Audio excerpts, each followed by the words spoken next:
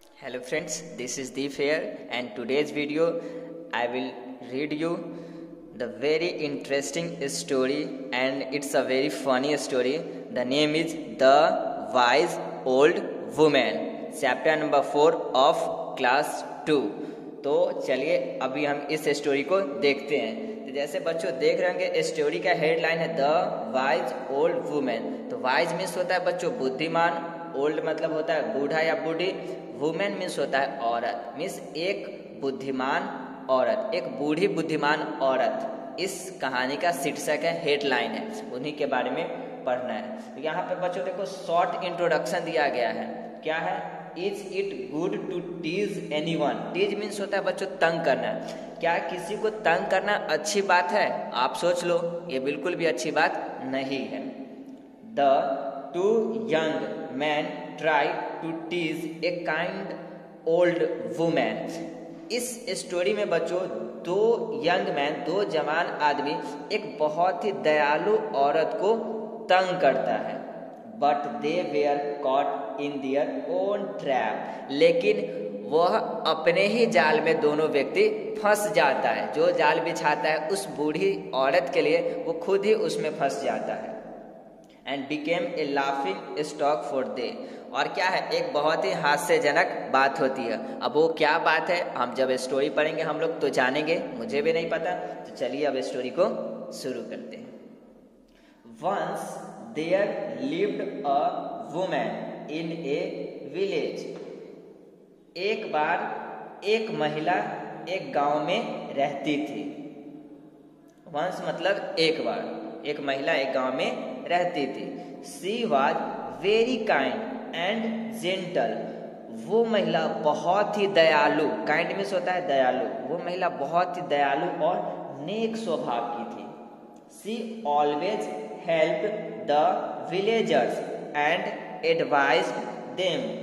वो हमेशा दूसरे लोगों की, गांव के लोगों की मदद करती थी और उन्हें अच्छे काम करने के लिए सलाह देती थी।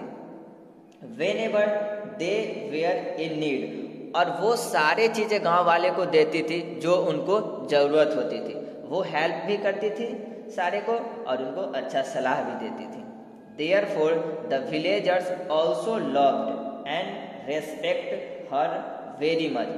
तो इतना कुछ करती थी इसलिए गांव के लोग भी उससे बहुत प्यार करते थे। उस बूढ़ी औरत से गांव के लोग बहुत ज्यादा प्यार करती थी और उसका आदर सम्मान इज्जत भी लोग करते थे। They helped her in all her work and obeyed all her command.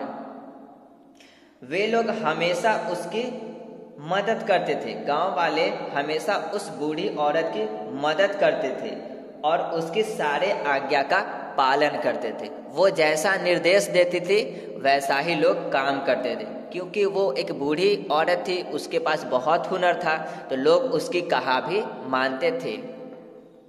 The women had grown very old. और धीरे धीरे वो औरत धीरे बूढ़ी होती चली गई, वो बहुत बूढ़ी हो गई थी। She had no children. और उसके पास कोई बच्चा नहीं था। So she kept two donkeys. इसलिए वो दो डंकी को, मीन्स दो खच्चर को, आप यहाँ पे देख रहे हो, दो खच्चर को मीन्स दो डंकी को पाले हुई थी, रखे हुई थी। She treated them like her she looked after them very well. Looked after मतलब होता है बच्चों देखभाल करना। तो वो उस डंकी को बहुत अच्छे से देखभाल करती थी।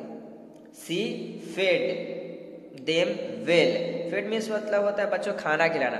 वो अच्छा खाना उसको खिलाती थी। And took good care of them. और उसका बहुत अच्छे से देखभाल करती थी। किसको? डंकी को। She treated them like her own children. और वो उसे एकदम अपने बच्चों की तरह, जैसे अपना बच्चा था उसी तरह वह डंकी से प्यार करती थी और उसकी केयर करती थी, देखभाल करती थी। Every day she took the donkeys to the fields for grazing. और प्रत्येक दिन वो बूढ़ी औरत डंकी को लेकर फील्ड में मीन्स खेतों में जाते थे उसे घास चरने के लिए, कि वहां जाके वो घास चरे, इसलिए रोज लेके जाती थी डंकी को। While they grazed, she sat under the shade of a tree. और जब तक डंकी घास चरता था वो बूढ़ी औरत एक पेड़ की छांव के नीचे बैठ जाती थी और उस डंकी को देखती रहती थी। And watched them so that they might not enter into anybody's field. वो बूढ़ी औरत पेड़ के छांव में बैठ जाती थी और डंकी को इसलिए देखती थी ताकि डंकी घास चरते चरते कहीं दूसरे के फसल में न चले जाए, कहीं दूसरे के फसल को बर्बाद न कर दे, इसलिए वो बहुत अच्छे से उसको देख रही थी कि इधर उधर वो नहीं जाए। One day the old woman had gone to the field with her donkeys as usual. और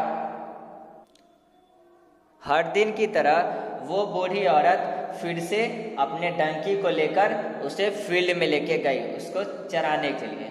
She was sitting under a tree while the donkeys were grazing a little away.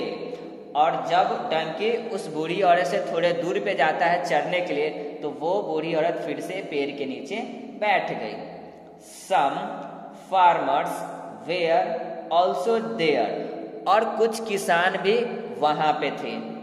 They were busy working in their fields. और वो किसान अपने खेतों में काम कर रहे थे, बिजी थे, व्यस्त थे अपने कामों में। Two young men from another village came that way. और उसी रास्ते से दूसरे गांव के लोग जा रहे थे। They were wicked person. वो क्या थे?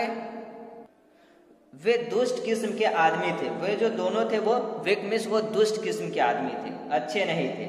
When they saw the woman and the donkeys, they wanted to tease her.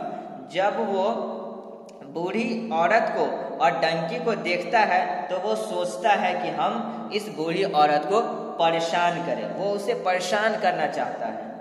They came near her and greeted her with a broad smile.